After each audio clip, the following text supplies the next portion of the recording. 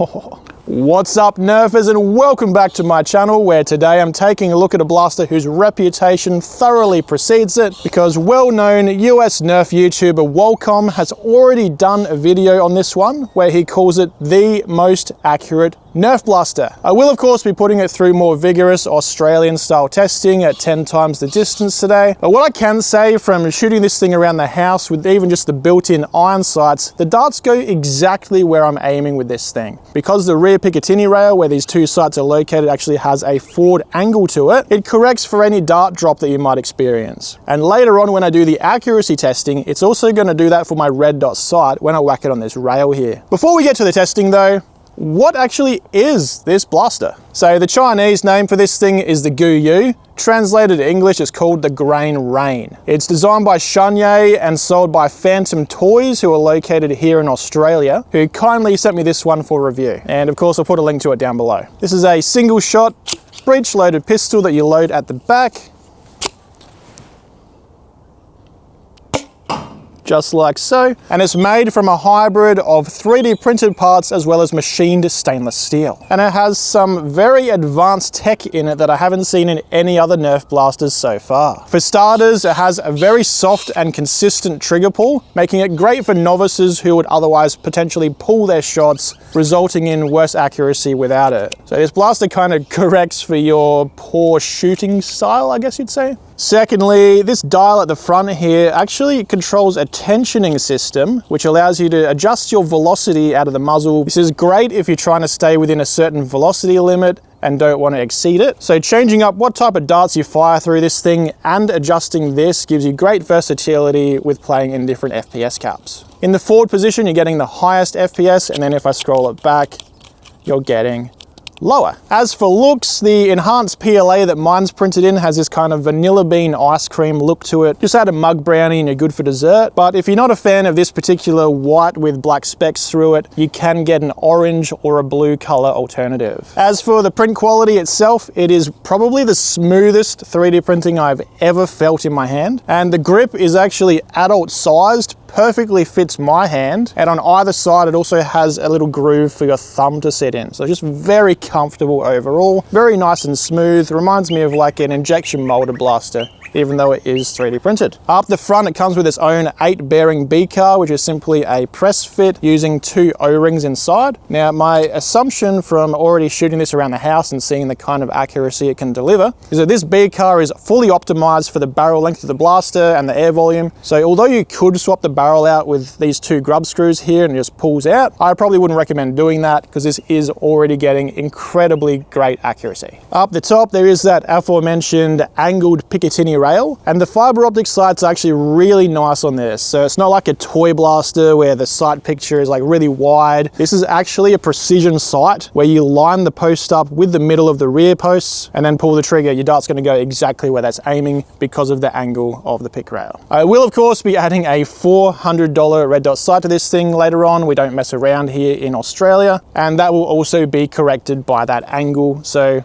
where I normally have it set all the way to the lowest, I might actually have to raise it up to the middle a bit to actually counteract the correction this is doing. Additionally, at the bottom of the blaster, you've got a front pick rail where you could add a torch, like I've got on mine, or a flashlight as Americans would call it, or you can take that off, and what I'll put on here later on is actually a bipod to help with the accuracy testing, just to make sure it's fully consistent for you guys. In the box, you also get Picatinny rails for the sides. I've left those in the box and gone with the dart holders just because they look a bit cooler. That comes with these as well, one for each side, and you can just push fit darts into those, although they will leave impressions in the foam, so I would leave it just for decoration or a last ditch dart if you run out of them in your pouch or something. Now, the trigger safety on this blaster has a nice satisfying click to it. You can tell when it's engaged or disengaged. Pushing it in from the left is engaged. Pushing it in from the right is disengaged. I could just sit here and play with this all day long. It's reminiscent of something like a fidget toy. It is quite satisfying to push that in. Now, if I quickly load up a dart, I'll show you guys another feature of this blaster.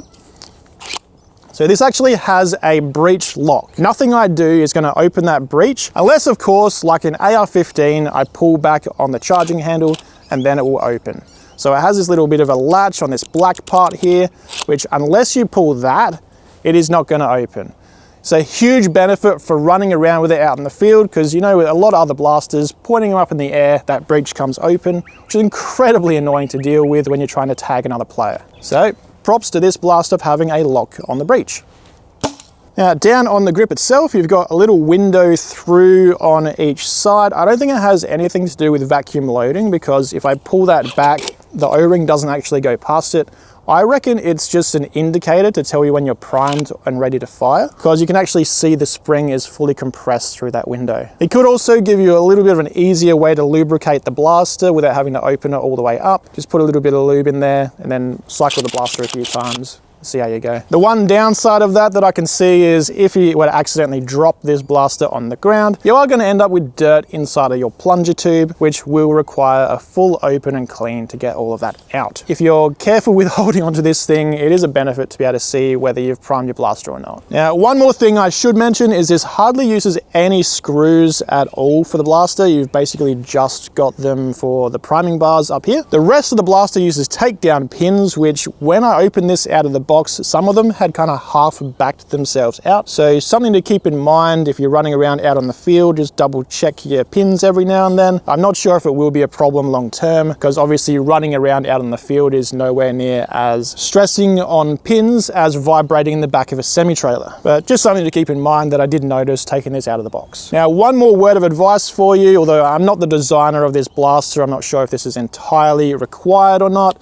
but when I'm done using this for the day, I will be backing this all the way off in terms of the spring tension to make sure that it doesn't get weakened over time sitting in storage. Anyway guys, that is my quick overview of the Grain Rain.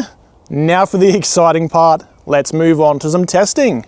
In the box, nestled amongst all these packaging peanuts, you get 12 lightweight 0.7 gram darts. Because of the scarcity of these, I'll only be testing 2 of them over the chrono and saving all the rest for the accuracy test. I'll do one of those at low FPS and one at high FPS with the dial. Instead, the majority of my testing will be done with standard 1 gram worker bamboo darts, plus Sabre heavy darts, which weigh 1.3 grams. All right, first up I'm doing the 2 lightweight darts that are included with the blaster. Don't expect these velocity numbers with your standard darts that you'd have at home, because they will be heavier than theirs.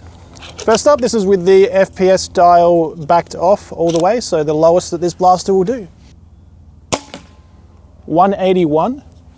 Now let's turn it all the way up.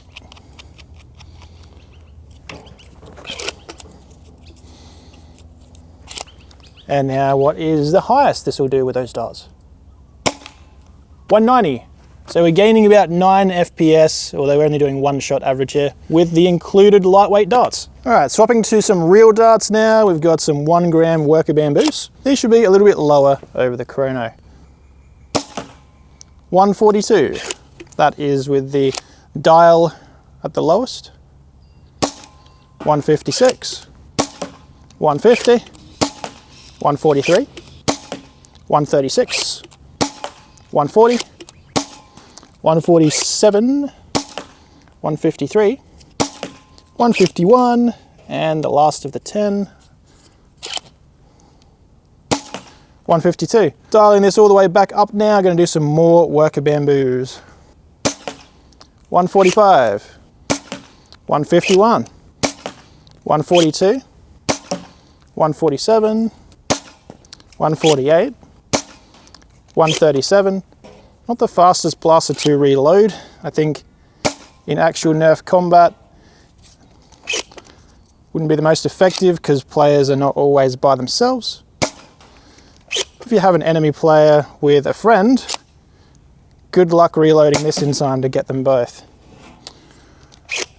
So I think this might be more targeted towards backyard plinkers. 140, and the last shot. 144. Let's switch to Sabre darts and we'll go back to the lowest setting. So these are the heaviest of the 3 we tried today. So they should have the lowest FPS as well. 135. 134. 147. 150. 134. 135. 130. 135, 131, Error, I'll fire another one after. 134, 137, and I'll grab one more. 134. So now we turn it up to full power with the Sabre darts. 141, 142, 140, 144, 137, 130, no, they didn't read, I'll do one more. 140, 140, 139, 141, and I'll do one more. 143. Probably the longest chrono test I've ever done because it is a single shot blaster. But now let's show you those results and then I'll do the accuracy test. Interestingly, standard 1 gram worker bamboos didn't gain any FPS with the blaster tensioned. In fact, they did the opposite of what they were supposed to do. They dropped from an average of 147 down to 144 feet per second, but they did improve their consistency, going from a standard deviation of 6.4 to only 3.9. And yes, I did go back and check that I had actually tensioned correctly. This might just be a strange behavior of worker bamboo darts though, because going to 1.3 gram Sabre darts, those did see an improvement, going from 136 feet per second to 140. A very small gain, but a gain nonetheless. More impressive though was the improvement in consistency, going from a standard deviation of 6 down to an astonishing result of only 2. Sabre darts do indeed look very promising for the accuracy test coming up. Okay guys, for the accuracy test today, I'll be shooting at this round 1 meter diameter target from 30 meters away or 100 feet. Usually with all the other Nerf pistols I've ever tried before, I have to bring that a bit closer to 20 meters or 66 feet because they either have too low FPS to make that distance or they don't have any rifling to actually make them accurate enough. This here has its own rifling as well as a slanted top rail compensating for dart drop. So let's see how it does first of all with the included lightweight darts, and then I'll step up to heavier standard 1 gram and then Sabre 1.3s. Don't have the biggest faith in them. I don't think they'll go quite as far as the other ones do. So I might have to aim a fair bit higher into the tree above the target to actually reach there.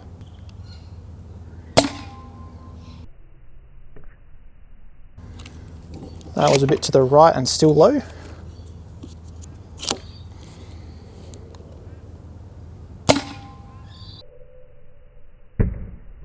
That was a hit.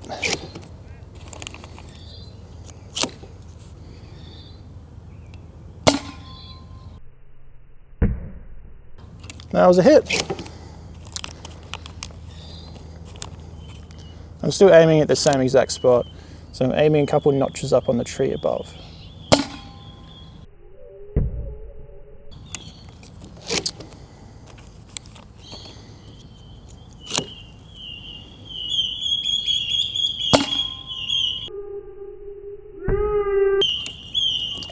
I think they hit the block below or pretty low on the target at least.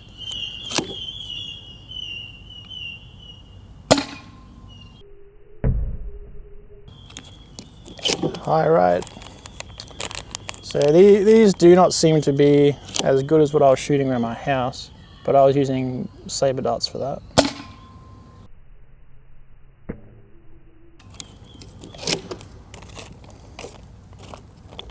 I think these are just your token included darts, so that you have something to shoot with while you wait for your actual darts to arrive.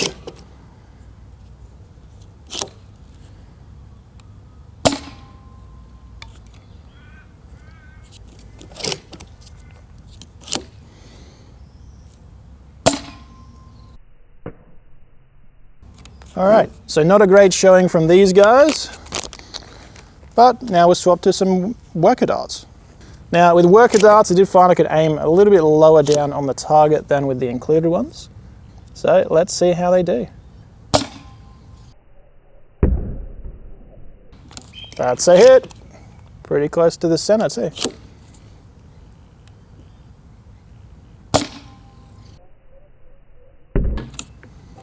A little bit lower, I think that one was.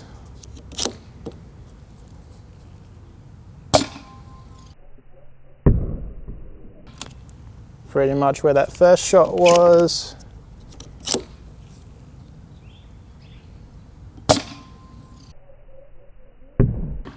A little bit lower.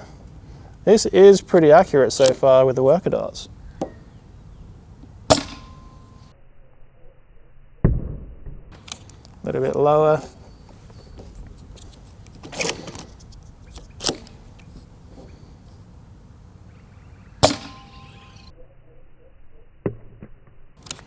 Cinder block, so that one was a bit slower out the barrel.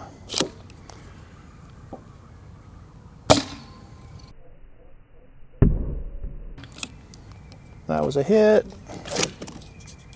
I think this is the last one, unless I've got some hiding on the other side there. Oh, I've got two more.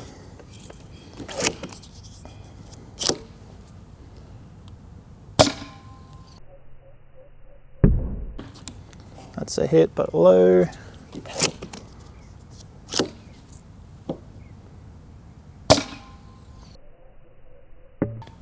And the cinder block. Let's switch to the most accurate Nerf darts I've ever used now, which are the Sabre ones. A little bit heavier, so they should also require me to aim even lower on the target than with the workers. Whoop, they're going a bit higher than the workers, so I might actually adjust that down on the target to maybe there.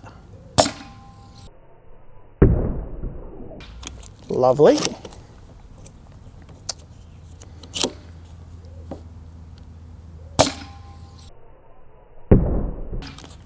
Not bad.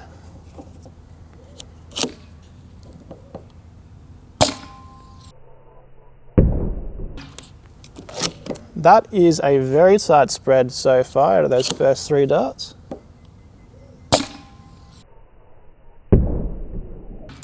Oh. Remembering this is a pistol.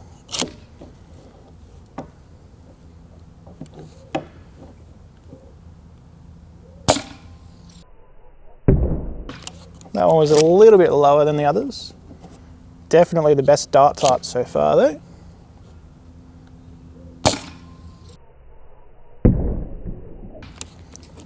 A little bit higher again.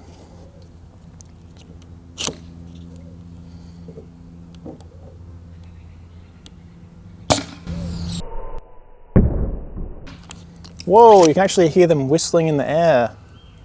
It's just so quiet here at the moment. No breeze, only one bird being noisy. Calm and peaceful.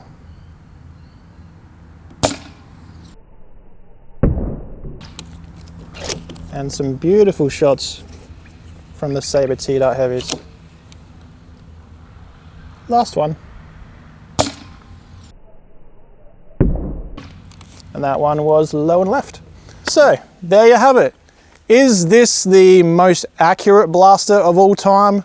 Well, let's head back inside and find out. The included darts were utterly terrible, as you'd expect of a lightweight dart. Their spread was larger than the target itself, measuring around 1.5 meters or 4.9 feet. Worker darts improved on that a bit with a spread only 1 meter in size, or 3.2 feet. Actually pretty bad compared to how worker darts usually are in other blasters, but Sabre darts come in and save the day here, as expected, easily taking the win for accuracy, shooting a spread under half that size at 45 centimeters or 1.4 feet. So after seeing that Sabre result, is the Grain Rain the most accurate Nerf blaster as Wellcom's video says? Well, it's not even the most accurate Nerf blaster I've tested this week. In fact, going back through older tests, pretty much every modern Nerf Springer primary is capable of this exact level of accuracy. I even tested a flywheel blaster which had a very similar looking spread. Now, all of that isn't to say the Grain Rain is in any way a bad blaster. None of that list includes other pistols. I'm having to compare it against actual primary class competitive blasters because for a pistol, this is incredibly accurate. Anyway, here were my thoughts on it in the field after just finishing doing the accuracy test.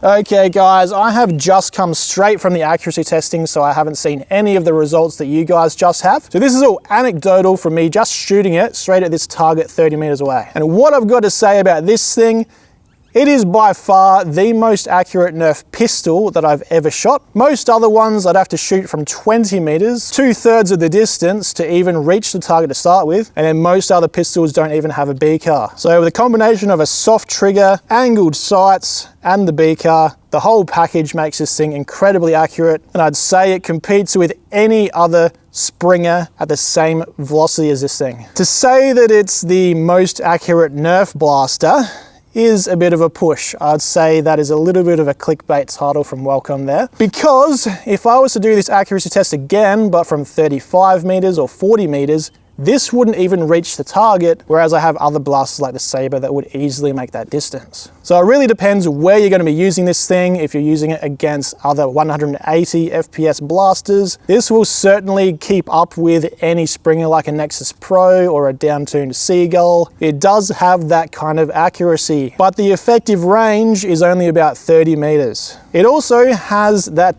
downside of how long it takes to reload. So if you actually use it in gameplay, all it would take is 2 people attacking you at the same time. You might get one of them with that super nice accuracy comparable to a mag-fed Springer, but his teammate's gonna turn around and shoot you before you can actually get your next dart loaded and the blaster aimed at him. Oh nice, I just hit a tree from far away. Let me know what you guys think though. Would you buy this to use in competitive or out on the field against other players? Or would you mostly just use it for fun target shooting like I think it's intended for? Find it at Phantom Toys, who are based here in Australia. I'll put that link down below. That's all I have for today, guys. Like, comment, subscribe, and all of that. Here's 2 other videos you might enjoy. And as always, thank you very much for watching, and I'll see you on the next one.